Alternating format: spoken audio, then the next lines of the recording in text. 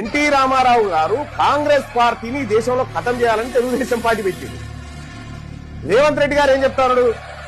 తెలుగుదేశం పార్టీని, చాలా గొప్ప పార్టీని తెలంగాణలో పొందబెట్టినటువంటి బీఆర్ఎస్ ను మనం పొందబెట్టాలని చెప్తారు. తెలంగాణ రాష్ట్రంలో నందమూరి తారక రామారావు గారికి అభిమానులు ఉన్నారు, నారా చంద్రబాబు నాయుడు గారికి సహచరులు అనుచరులు ఉన్నారు. వాళ్ళందరికీ నా విజ్ఞప్తి ఒక్కటే, ఈ తెలంగాణ రాష్ట్రంలో తెలుగుదేశం ఉండొద్దని కక్ష కట్టి ఆ పార్టీ నాయకత్వాన్ని దెబ్బతీసిన చంద్రశేఖరరావును, బీఆర్ఎస్ ను సమూలంగా 100 మీటర్ల కోతి తీసి పార్టీ పెట్టినప్పుడే